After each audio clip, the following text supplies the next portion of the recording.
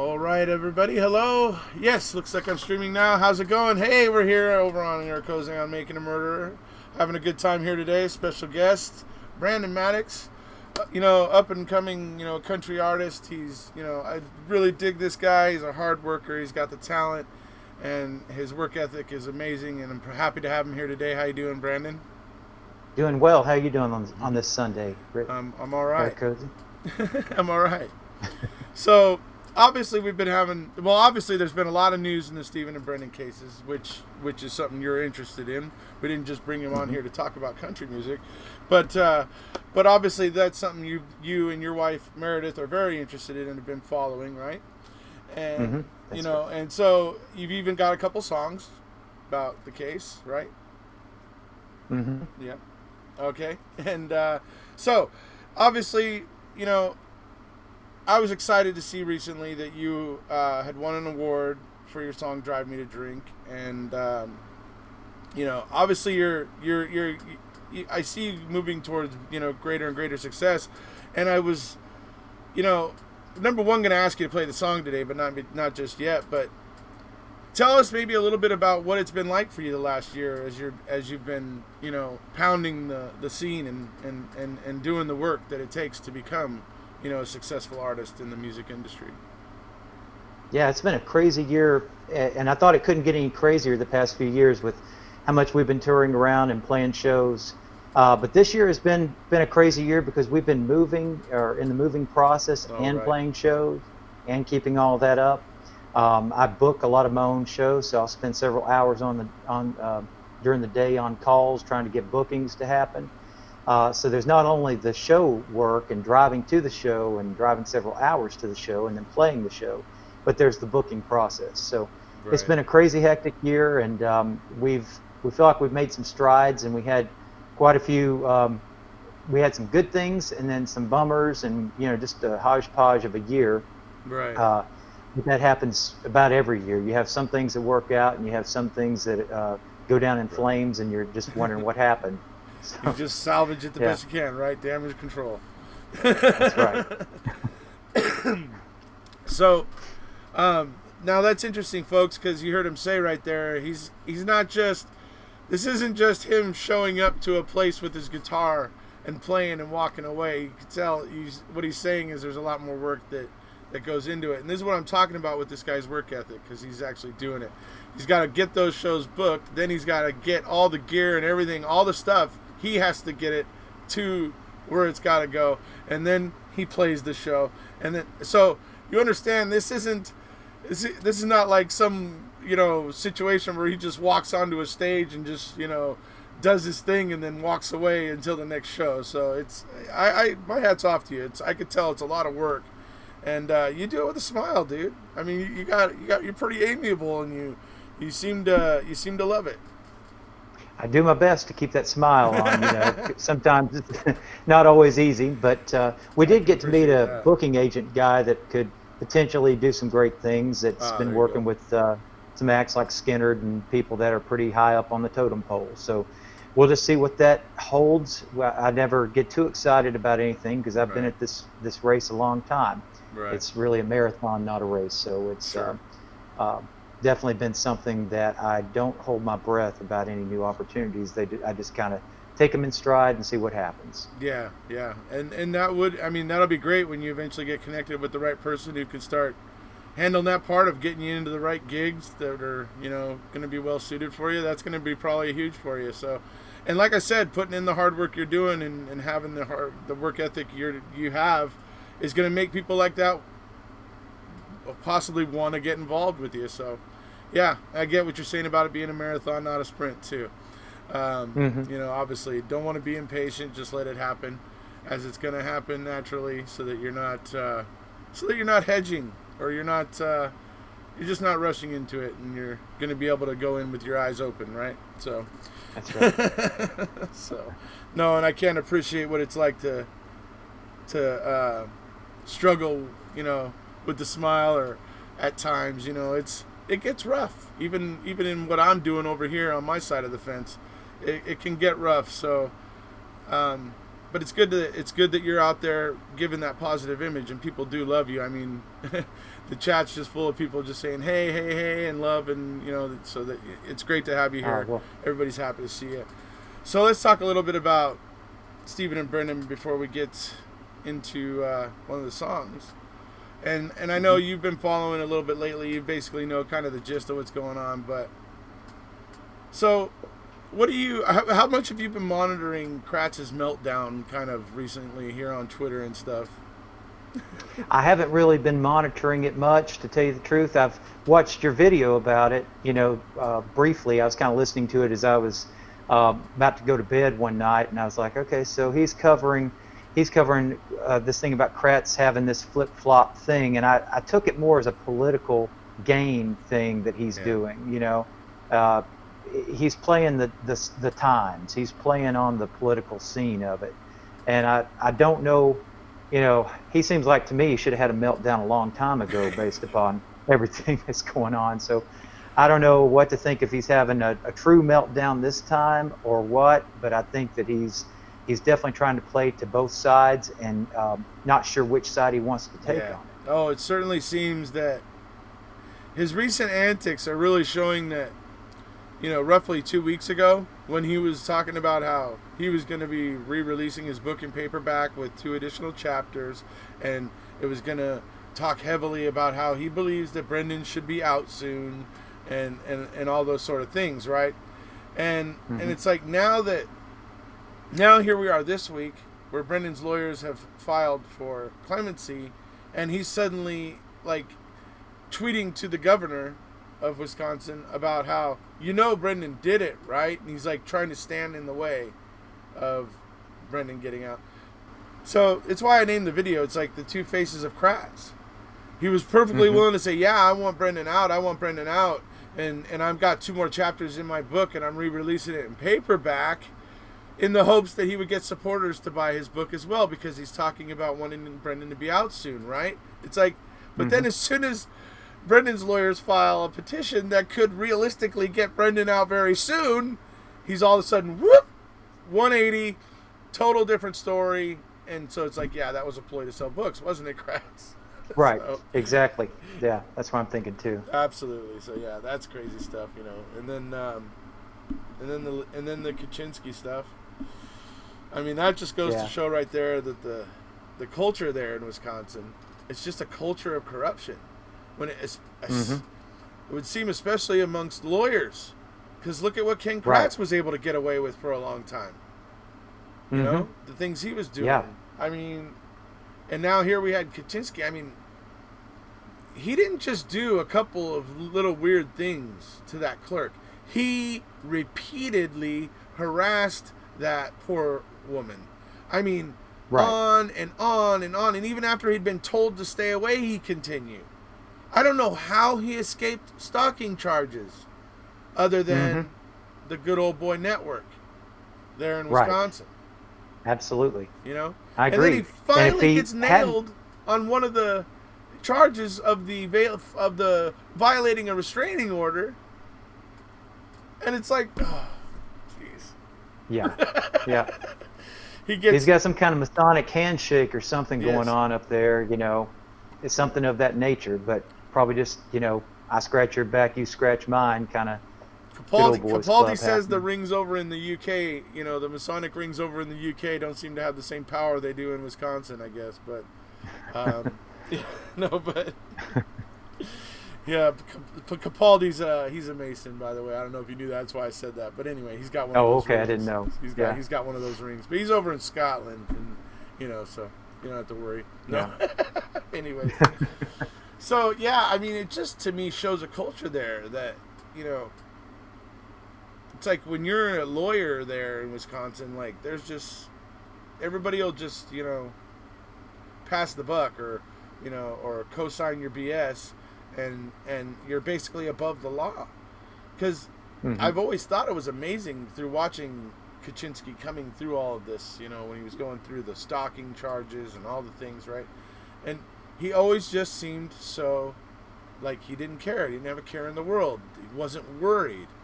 All these serious things are happening to him, and he just seems like, oh, I just think it's okay. You have to no big deal. Like, and it's just like for him to like feel that way in the light of the seriousness of the charges.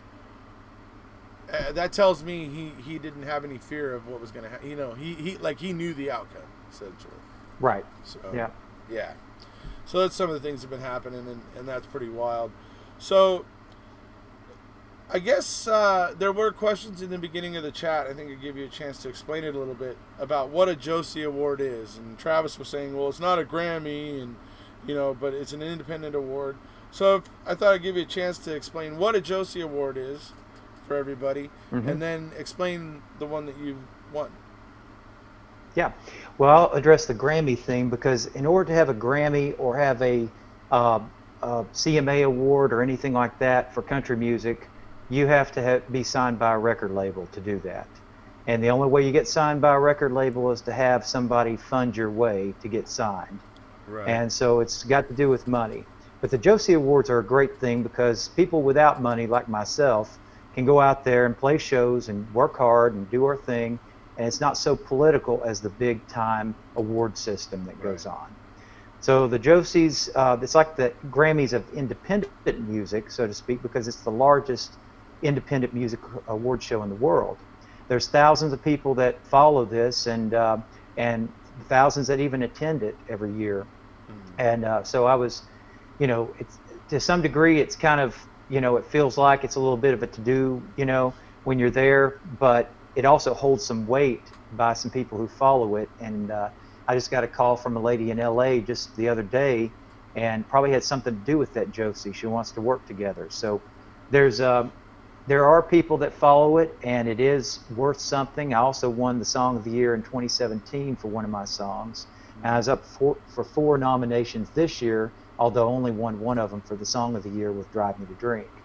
So that's a little bit how that works, and it's definitely something as a building block in case record labels go back to the old days when they took risks on artists and signed them and put them out to the national radio system. So it's a different world these days. Yeah. So, but this is a way of allowing you to get your name out there, get some exposure or whatever, but without having to hitch your wagon to a record company, so to speak, and have them getting involved in your decision making.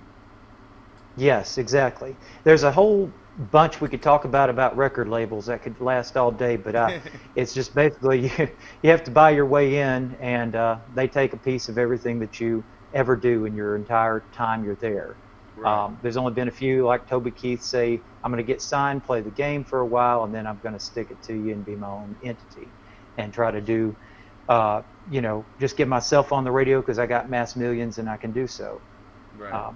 That's how that works, unfortunately. Is there anything people can do to help you get Drive Me to Drink on the radio? Is there anything at this time that they can do? Yes. I didn't push it this year to radio because I didn't have the money to push it to radio, but it costs about $6,000 to $8,000 to do secondary market radio campaigns. And it costs about $3,000 a month to do Spotify, and that's for about 3 months to even get tested on the Spotify market to make the official Spotify playlist.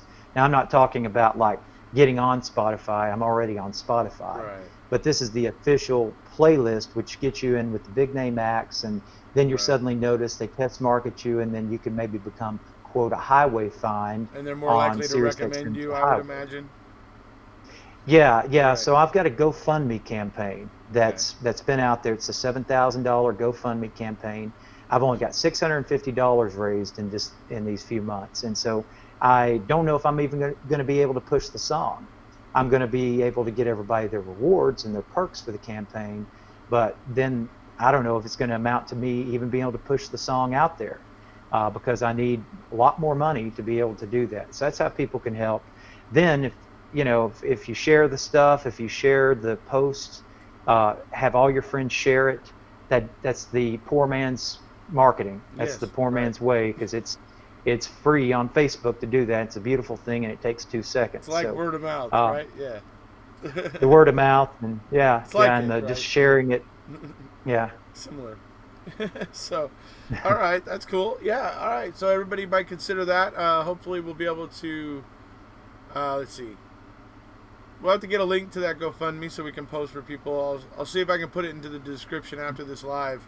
I'll get the link from Brandon. Or let me see who's here. Inda and Travis. One of you guys might be able to ask Meredith right now, possibly. She might be able to get you the link, and you guys can post it in the live chat here. One of my mods, possibly. So there, just a suggestion. Mm-hmm. All right, so, and I would love to help Brandon out. Like I said, I think when you guys hear his song, you're gonna see it's clever, it's it's well done, and all that sort of stuff. And I think right now might be a good time to listen to it and have you play it for us. Oh.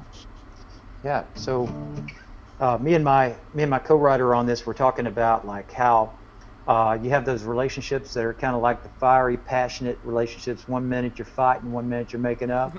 And he had this brilliant title. We were throwing out different ones, and sometimes, depending on who has the best one and whatever's best for the song, we'll choose the best title of the day. We'll just throw out ideas and titles. That's how we get started with what's called a co-write in Nashville.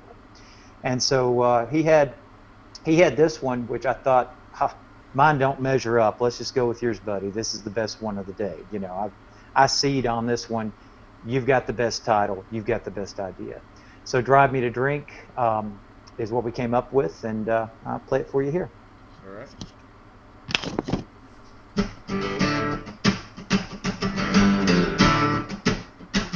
I don't get behind the wheel with Jack Daniels riding shoddy. I watch Netflix, kick back and chill when I've had a few hot toddies. I hate to say you make me crazy, but you bring me to the brink. I don't drink and drive, but you drive me to drink. Hot and cold, man, it gets old when love stops being new. You put your best foot forward, but what the hell did I step into? You and I are like fire and ice. Up is down and black is white. The only reason we make up is to start another fight. I don't get behind the wheel with Jack Daniels riding shiny. I watch Netflix, kick back and chill when I've had a few hot toddies. I hate to say you make me crazy, but you bring me to the brink. I don't drink and drive, but you drive me to drink. It's a tug of war, we both want more. Love we love to hate. Retreating back once we've attacked. No white flags in the race. Swear we die without each other. Can't live with what we got. So mad you're cute, I gotta drop my boots and pick up one more shot. I don't get behind the wheel with Jack Daniels riding shoddy. I watch Netflix, kick back and chill when I've had a few hot toddies. I hate to say you make me crazy, but you bring me to the brink. I don't drink and drive, but you drive me to drink. You're like the bottom of this bottle. I don't want to see. I breathe you in like cigarettes. I know you're bad for me. Yeah, I know you're bad for me. Well, I don't get behind the wheel with Jack Daniels riding shiny. It's Netflix marathons and chill when I've had a few hot toddies. I hate to say you make me crazy, but you bring me to the brink. I don't drink and drive, but you drive me to drink. I don't drink and drive, but you drive me to drink. I don't drink and drive, but you drive me to drink.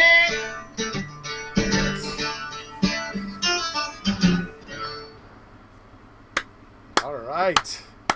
Well done, my friend. Holy crap. I do like that song. That song is very funny. And yes, it comes through very well, that volatile relationship, that crazy relationship, but, totally. Well, thank you. Yeah. It's awesome. And yes, I I do know what you're talking about. We all get into those relationships that are, what would you say, maybe highly carnal? Anyway. Yeah, primal. Primal relationships. Yeah. So, but we eventually get over those and look for things that are more healthy, right? So, anyways, all right. Mm-hmm. Some of us do. Some of us, I suppose, yeah. Some of us gravitate towards drama. Some of us gravitate away from it. Who knows? Depends. Right. Depends how you like it, I guess. Yeah. Does anybody else have any questions that are in the chat that they've been asking, or anything we've missed? There's been Travis basically saying he wasn't trying to say anything bad when he said about the Grammys. He was just saying that it was like the Grammys, but for independent artists. Oh yeah, I didn't take it like that. Okay. Yeah. So he said that. He's been putting your links up for your Facebook page so that people can hopefully go find the GoFundMe there. Mm-hmm. People were loving the song. See a bunch of hands clapping there. And Mary said the case drives her to drink in the UK. Right. And so there we go. Yeah, no actual questions. But anybody want to ask about his song "Drive Me to Drink"? Any other questions about it? Any other questions about the Josie Awards? A lot of people are just stoked that they were able to finally make a live. Mm-hmm. So, and hey, you showed up on the day that Brandon was here. So that I mean, I do like that song. I mean, so you were sitting around with a friend coming up with that, like. Yeah, we've written for 10 years together. Right. By that point, I guess we'd written about 8 years together. We'd probably written 100 songs together, just me and that one friend. He's one of my main co-writer guys, obviously, because we turn out some pretty good stuff. Sometimes you just meet someone that when you write well together, you hit it off, you write the best songs, and so you stick with those people who you match up well and have a good songwriting chemistry with, so to speak. Absolutely. I would probably liken that to the way that like Jeff Lynne and Tom Petty and George Harrison, all them, the Woolburys, that they all got together because it was fun. They weren't usually you put that many egos in a room and it's just like, holy crap, it's chaos. But those guys actually just enjoyed each other and bounced off each other well, So I get what you mean. Right. Let's see here. JN asks, when are you coming to the UK? I would love to come next year in 2020, actually. I would love to try to make that happen. We know that over in Europe, music is really appreciated, wherever you go, and especially the UK, country music is, in years past, has been huge over there. So we would love to get over there to the UK. We've got to figure out how to do it, basically, with how do the bars work. I know they don't pay much more than American bars anymore. They used to pay a little bit more than American bars, but they've kind of gotten down to the pay scale that's over here. And so affording the flight and making it worthwhile, we'd have to figure out how many days and how many shows is it going to take to make up the airfare, to make up the lodging. What would we do for lodging? There's a whole lot of questions with that. And so we would have to figure out if there's, some places we could crash in the UK, if we're traveling around. Probably where your connections with Stephen and Brendan will help. Because they have a lot of supporters in the UK that would probably be willing to try to help you out with that. Yeah, because it'd probably be $1,500 for me and Meredith both to go to the UK and tour. Right. And then on top of that, the lodging costs, so we would have to find, that would definitely help with all the other expenses such as food and gas for the rental car and the rental car itself. Right. To try to get around. And then you have to pay the UK petrol prices, right? Oh yeah, didn't think about that. Okay, that's cool. I'm actually thinking about going there next year, but I don't have to worry about quite so many other things you have to worry about for going there. But I'm also considering trying to get at least to Scotland in 2020. And let's see, next question here. Travis asks about how is your Taylor guitar? Oh, I like it. I like it a lot. I'm actually, though I'm playing today on the very first guitar I ever taught myself to play on. So This is the guitar. It's a Washburn, and I like the Taylor a lot, but I kind of have that in the car for shows because I just got done with a bunch of shows this weekend. So all the equipment that I do for shows is just out in the van. Uh, this guitar, I taught myself on it at age 12, and at age 11 I was playing this really rinky-dink guitar that my dad had once played in the 60s, and it had got a crack in it and everything. And when he saw I was sticking with it, he bought this guitar for me one Christmas. So it's kind of revamped. It had to have some work done to it to get it back to playability. After So all even these when you were years. 11 or 12, your dad saw how serious you were about this, right? Yeah. Oh yeah, well, I think when this your guy's son, going places, folks. I mean, I was like 7 hours a day in my room, like trying to. I was so disciplined with it, but probably more disciplined than I even am now with it Right. to some degree. I was hugely disciplined at that age, but of course I didn't have to worry about food or shelter or paying any bills. It was just, Real life. everything's Yeah. covered. Yeah. Right. Well, that's cool. Hmm. That is awesome. So that's your first. That's your first guitar. Now I was listening to you right now. Is that the first guitar, and your dad went and got it fixed up for you, or? No, this is really the second, but it's the first real guitar that had any sound. I guess I could say the first one was a Yamaha classical guitar that my dad had once played, and it was in my grandfather's woodshed. And I went out to it one day and said, I want to learn guitar, and I did. My dad wouldn't let me play his guitar, so I was like, okay, so I need a guitar to learn on. So I went out to the woodshed, grabbed this old guitar out of the case, and it had a big, huge crack in it, and it was the wood on the guitar was rattling. The strings were all broken.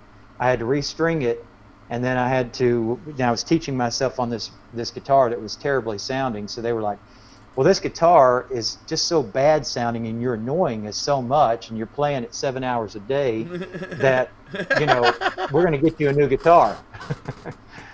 So then came this That's guitar. That's Yeah. hilarious.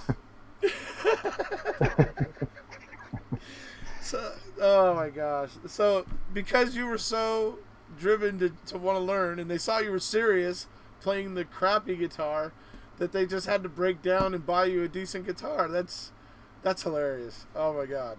Yeah. That's Yeah. And then that's a gem right there. years later, I was working in a music store, and I bought another guitar, bought a Martin at the music store, and I started playing it all the time versus this guitar I'm playing today, the one that was my second guitar. And that guitar at the music store took the place, and I hung this one on the wall. It stayed in a case for years, and the saddle on it started crumbling. So it crumbled down to where it was just in disrepair because it hadn't been played, it hadn't been fixed up. Things had fallen off of it. It was kind of coming unglued at the seams. And then as it was hanging on the wall, I thought, I'm going to fix this guitar up and make it playable again. So my lead guitar player was studying to be a luthier, and he said, I'll do your guitars for cheap if you want to bring any over here and just pay me to do, in bulk. So I took this guitar over there to him. We met up, and he got it playable again for me. Cool. And, yeah. So it got into a bit of disrepair since you were a kid. Yeah. But that's funny. Well, hey, but you brought it back, right? That's great. Mm-hmm. Travis asks, what did you think of Dollywood? Well, we didn't get a chance to really have that much fun at Dollywood, unfortunately, because we got there, we had to ride the trolley. It was $15 to park at Dollywood. So we went to do the trolley system there in Gatlinburg, or Pigeon Forge rather, that was just down the road from us. And we paid $5 instead of 15 to do that. But when we got over there, by the time we were able to get ready, because we had an interview at 1 o'clock that day, the day before the Josies. We had an interview with another radio station person.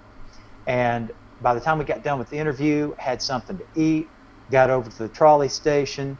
It was about 3 o'clock, and it was 4 o'clock before we made Dollywood. They closed at 6.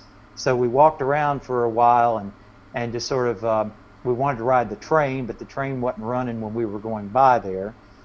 And the only thing we really got to do that day was watch a bird show that was showing eagles and and hawks and things, and we got to do that. But everything else, we were trying to get a lay of the land for the next day with the Josie, so we were kind of on reconnaissance Right. slash, you know, just trying to prepare for the Not next trying to day enjoy before yourself they closed necessarily. down. Right.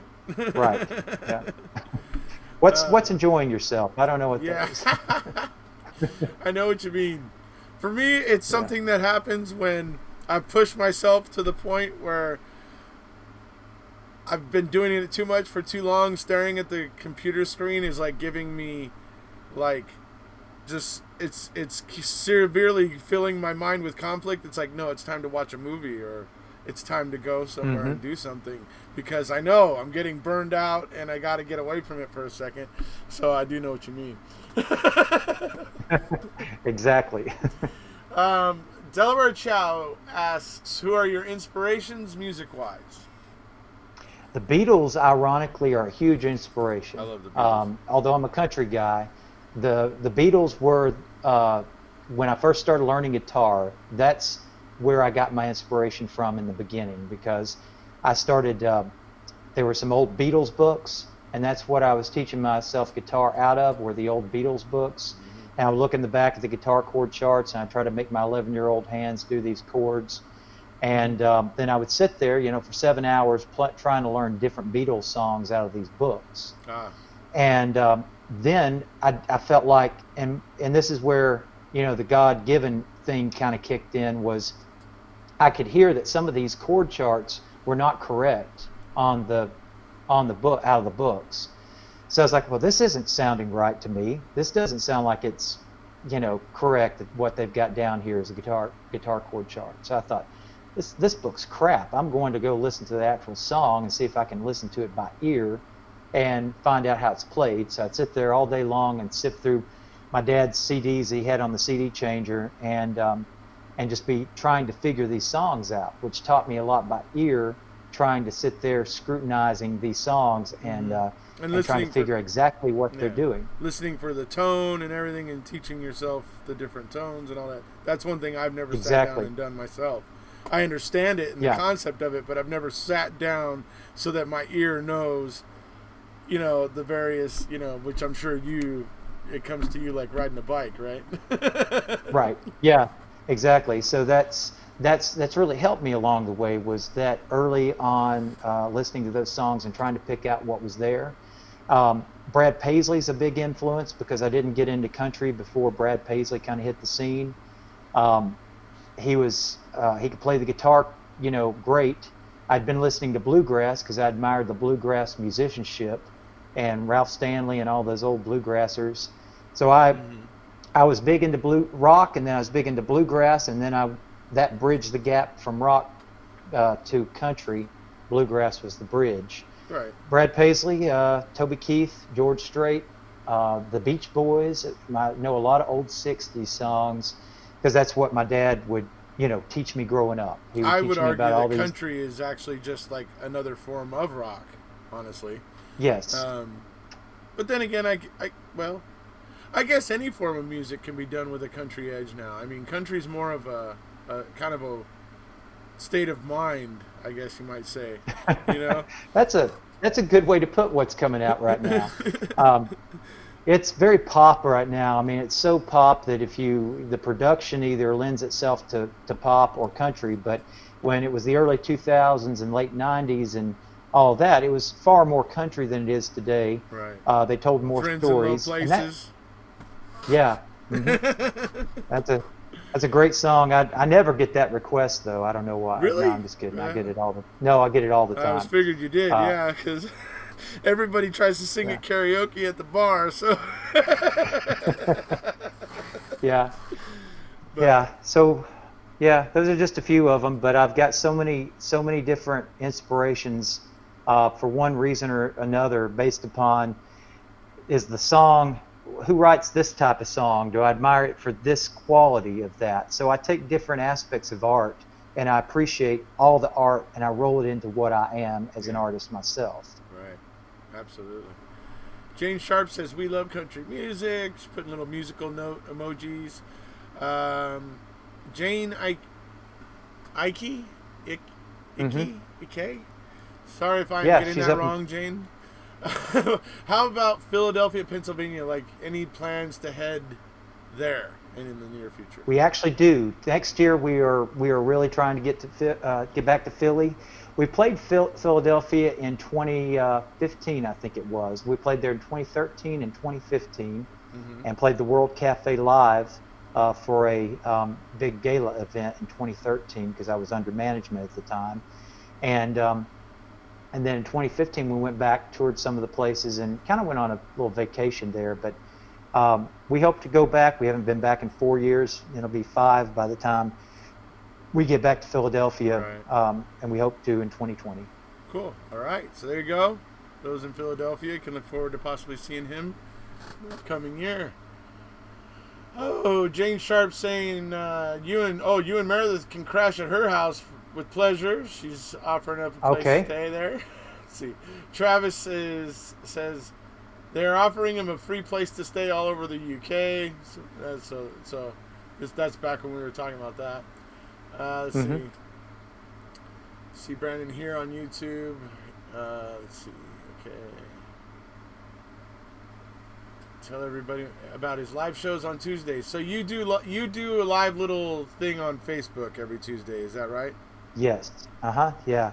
Every Tuesday night, 8 p.m. Eastern, 7 p.m. Central, we do a all requests live Facebook now. So people can chime in and offer requests and put them in the comments and say, would you play this song? Would you play that song? And we do want to do another Making a Murder type song, like I'll be playing for you today. We hope to be playing some of those songs exclusively on our channel too. We just have been so busy in September we didn't get a chance, but that's coming up too. Mm-hmm. Right on. Travis asks, any love for Graham Parsons? Oh yeah. I've actually got a Graham Parsons tribute CD that a friend of mine who is a co-writer of mine, he produced that CD with Carl Jackson in Nashville. And Carl Jackson is a big-time bluegrass guy, and also took to producing Graham Parsons' project. Ah, okay. Yeah. So let's see. You must love the Rolling Stones, R&B, and country. Oh yeah, all of them. Travis. We do Wild Horses a lot during our show. Of course, I grew up on Satisfaction and Ruby Tuesday, Goodbye Ruby Tuesday, and Angie. Angie's a great one. I But love there's so Angie. many great Stones songs. Yeah. Travis asks, how would you describe the genre of Americana compared to country? I would say that Americana is more like what you call singer-songwriter to some degree, like Jason Isbell. I think of him when I think of Americana. He's one of my favorites, but there's so many good ones now, but he's one of my favorite songwriters of Americana, just because the way he writes his imagery and everything. So I would say Americana is more acoustic and it's produced more in it's got a little bit different beat. It's got more of a like Mumford & Sons and some of the ones like that have that driving beat that's like double time, 4 on the floor kind of a thing. Yeah. So it's I do like it's different. And to me, it's more it tells a more rock kind of story, a rock style story. It's not as much just layman's story like country is. You want everyone to understand your song when you write a country song. Right. If you don't, you haven't done your job. If you're Americana, you can kind of get away with a little bit more liberties there. You know, you can use metaphorical type things in the songs, things that would be more esoteric, if you will, for lack of better terms, in describing something. So it's not so concrete. It's not so direct. It's more like Van Gogh to a Monet painting or something. It's more abstract, if you will. Right. Well, we've pretty much caught up with all the questions here. Travis is impressed with Wild Horses, Angie. Those are some great songs. So I think now that we've caught up with those questions, maybe it might be a good time to do Man Up Manitowoc. Okay, let me pull that one up here. All right. I really love this one, folks. It's one of my favorites by Brandon, especially about the Stephen Avery case, because it really, for me, sums up my feelings about the way that Manitowoc and this investigation really just arsed it up, and that they need to do exactly what this song says. Yeah, this is one of my this is one I wrote by myself, and it's more of a solo kind of thing that I did. I was just kind of thinking Bon Jovi when I wrote this. I wanted something with some rock edge on Yeah. it. It's my life. Anyway. Yeah. That kind And of all energy. yeah, all the gutsy lyrical things Bon Jovi does and the Right, way he sings right. it. So, all right, Man Up Manitowoc. I'll do Okay, this one buddy, here here. we go. Okay.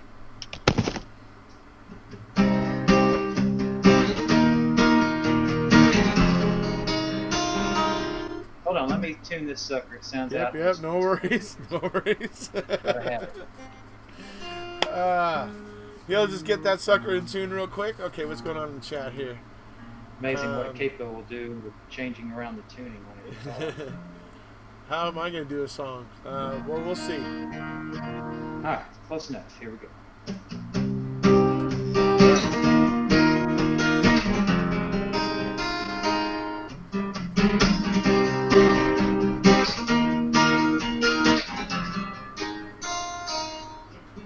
Tell me how long are you gonna keep with this charade? You're lied and covered up, that's why you're lying in the spit you made. The truth is coming out, you might as well come clean. You framed an innocent man, now your picture doesn't fit like you. Your gun's blowing smoke, but you're denying it. So bite the bullet you claim was his. Get some guts and admit what you did. And man up, man to walk. Let's hear it from your lips and see you on the top. We've had enough childish games, Michigan. The world wants to know if you've got the stuff to man up, man to walk.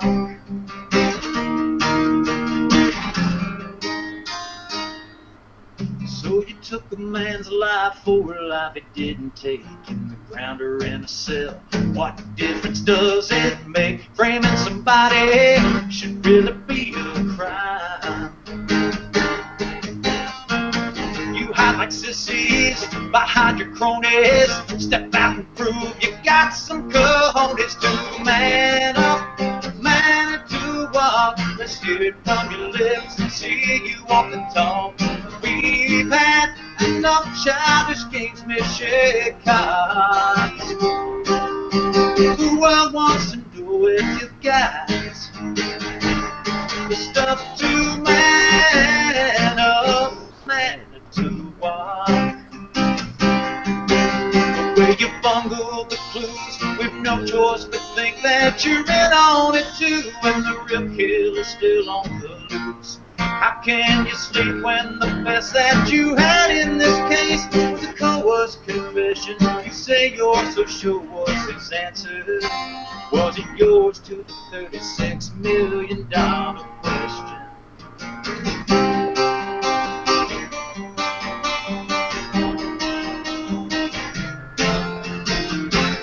Why don't you man up, man to walk? Let's hear from your lips and see you on the top. Clean house, right down to your last crooked cop. You've blown it, now I want it. Wisconsin bottom to top. It's time you got on it and man up. Your judgment day is come, man to walk.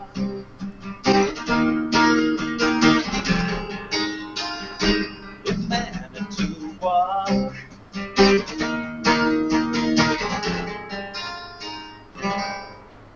Yeah. I love it, dude. I do love that song. Oh, thank you. It's been a little bit since I played that one. I had to resurrect it out of the file there. I remember when you first sent it to me. You had just finished it. It was like hot off the presses, and you were wanting me, you were wanting to, have somebody listen to it, and you sent it to me, and I'm listening to it, and I'm like, I love it, and like the energy of it and everything. I was only having trouble getting some of your lyrics because you had the tempo was just like so. It was like watching Gilmore Girls. You know how like they're always trying to cram the dialogue into that show? That was kind of what I was feeling like. And I was like, so I messaged you back about it. I think maybe it's a little compressed, maybe just a little slower. And I think it might, and you did. You slowed it down just a little bit, and it was like, bang, gelled. Yeah, it's tricky sometimes. Yeah, it's like, how is the listener going to perceive this song? After you've written, and then you're like, okay, so you're nervous already about what's the listener's reaction going to be. So your heart's pounding, and your tempo naturally goes up, and then then you figure out, okay, well, it's a little fast. Okay, well, I need to relax a little bit. Okay, that's what needs to happen here. I need to relax. yeah, definitely. Well, I mean, I get it though. You were trying to. There was a certain energy you were bringing to the song, and you did that. I think maybe it's better you wrote it that way and then backed off a little bit, right? Back off a notch or two. That's right. Because that keeps the energy in it, but then you just, soften it a little, right? At the end, right? Right. So it's, it was brilliant. Like I said, and when you backed off just a bit, the next time I heard you play it, it was like, there it was. That's it. It's gelled. Because I could understand your lyrics at that point. I'm like following along. Okay, great, good, got it, So that was awesome. So thanks for sending me that. I felt honored and privileged to be one of the ones you sent that to, by the way. So I got some good feedback on it, so I'm glad I sent it to you too. Yeah. Oh man, it was good. So like I said, and it turned out to be one of your good ones, man. I'm serious. So what if you had one of your other songs that you're really proud of, maybe even one you haven't played in a while? Which one do you think that might be? Well, I'm going to try to play Time Will Tell on You on one of my channels. So I think I'm going to choose the other one that I got and see what you guys think about this. It's called God Is Up to Something. And I rewrote the second verse, even though I'd written a different version of the song just for every day, for my catalog. I decided that it would very much apply to Stephen Avery and Brenda Dassey. And some of my songs I'm thinking about, just taking them and rewriting some portions of it to apply to the case. And, it's a whole lot, since I'm so busy, it's a lot less time than doing a whole new song and coming up with a whole new thing. So I can just rewrite a verse or something. So I think I'm going to do God Is Up to Something and see what you guys think about this one. That actually might be just a thought I was having here, but that might actually be cool for you in shows moving forward, because if you're maybe feeling that the crowd is maybe sympathetic to Stephen and Brendan, you can probably throw in one of these where one or two of the lines are different in the hopes that the crowd might pick us. So I think that might actually work out in many ways to be a kind of a cool thing possibly for you. So good idea. Yeah, I think so too. I can kind of change it up. They already know the other version, and then they're like, okay, well, we like that new twist you put on it, and just makes them even stronger fans and supporters of both the Avery case and me. So, all right. Okay, I'll play you this one here. Here we go. Love it.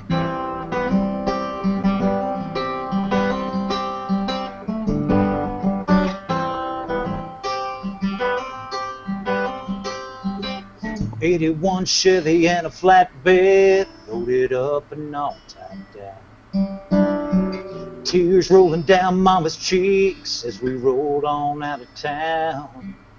Shop doors closed, but I didn't know what that does to a family man. Daddy knew back then what I've come to understand. When you've held on for so long and hope is out of breath, when you're breaking and faith has taken its last step, when you're falling and just barely crawling, an unseen hand is working. When you're down to nothing, God is up to something.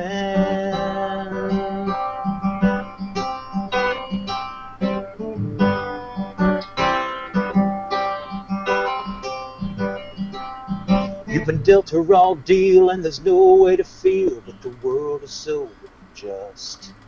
Each screeching cell door drives a damage in more, like your last prayer being crushed. You spend way too long locked away, but hang on, the truth will finally tell. 'Cause someone's listening, bigger than the system, and his justice never fails.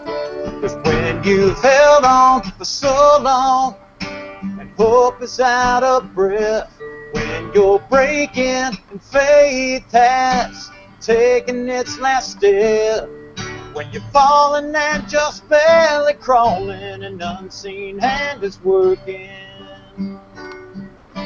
When you're down to nothing, God is up to something. There's a greater plan going on. In every storm, the sun's above with a blessing up his sleeve. He's been saving all along. Just the right time when you're thinking nothing else could go wrong. 'Cause when you've held on for so long and hope is out of breath, when you're breaking and faith has taken its last step, when you're falling and just barely crawling, an unseen hand is working. When you're down to nothing, yeah, when you're down to nothing, God is up to something. God is up to something.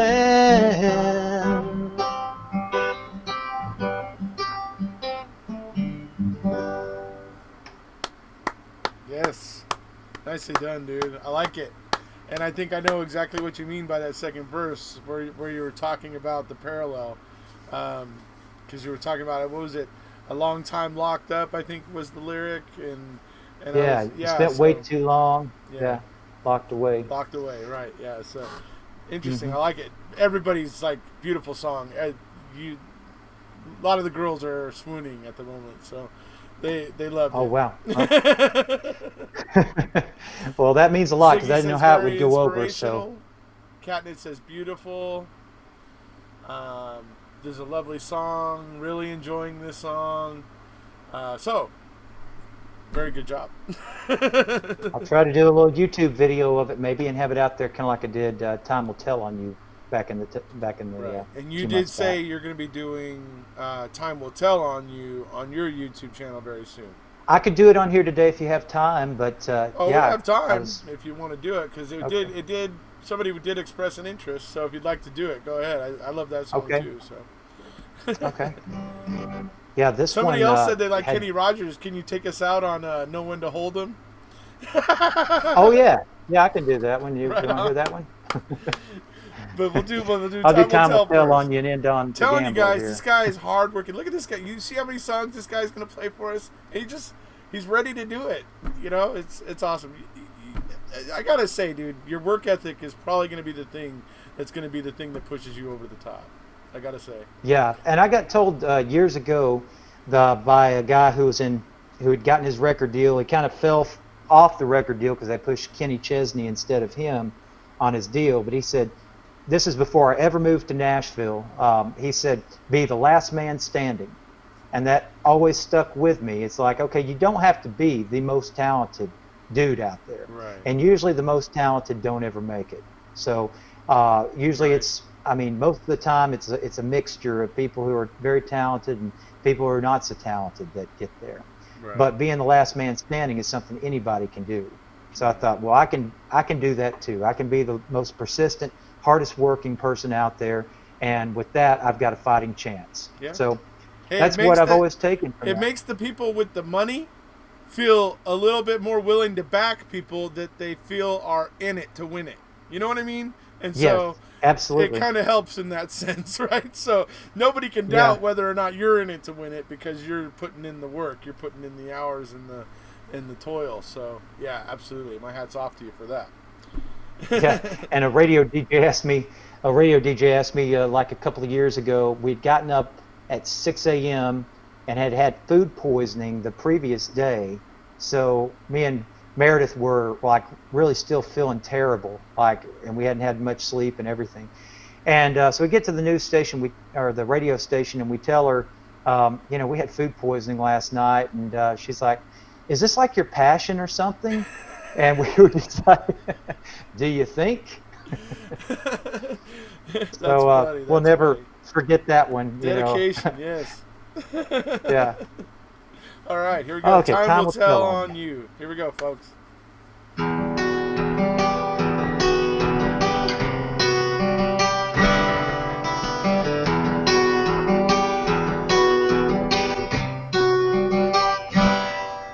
You can tell yourself and all our friends I was wrong and you were right. But your sins that happened in the dark will come out in the light. I'm not gonna waste my breath, I won't put up a fight. 'Cause the days are gonna whisper and the months are gonna talk until the years yell out the truth. And time will tell on you.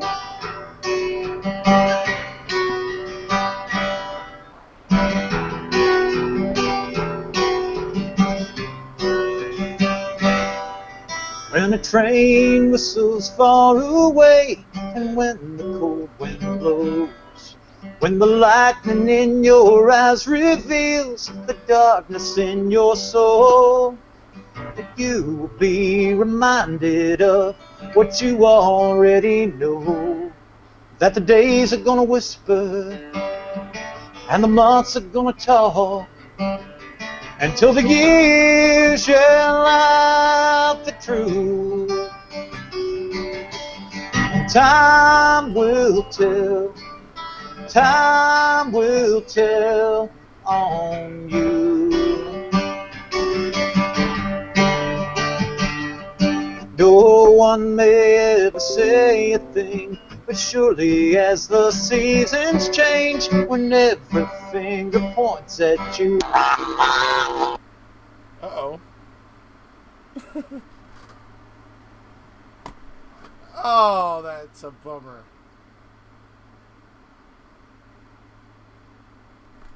We lost you, Brandon. Like, I can't hear you now. Your mic went out. Oh, that sucks. It's a great song, though. What a bummer.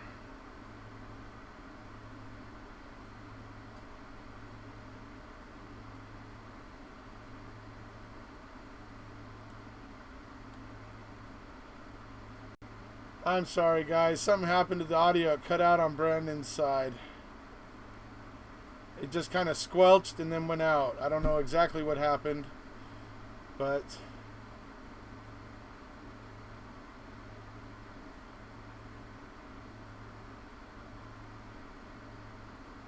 Can you hear me, Brandon? You can hear me. Okay, so we can't hear him. Him and I did have this problem right before we went on, and I stopped the call and restarted it, and he came through fine, and it worked fine for almost an hour. Unfortunately, it just cut out. That's a bummer. Sorry, so sorry about that, Brandon. It was beautiful. Everybody was loving it. So sorry to have that song cut out. And I was also sorry that we're not going to be able to hear the Gambler on the way out, but... Thank you for being here, even though I know you can't talk back to me at the moment due to the technical difficulties. But, I'm going to encourage the Wrecking Crew. We all want to try to support you and help you, man, because like I said, dude, you're doing the work, you're putting in the work, and honestly, I think that's the key to success. It's going to be the key for people to want to have faith in you because they know you're not just doing this on a whim, that you're serious about it, and I think that's the one thing that's going to work to your advantage. Like you said, last man standing. So, all right, folks. It's been a great talk with Brandon today.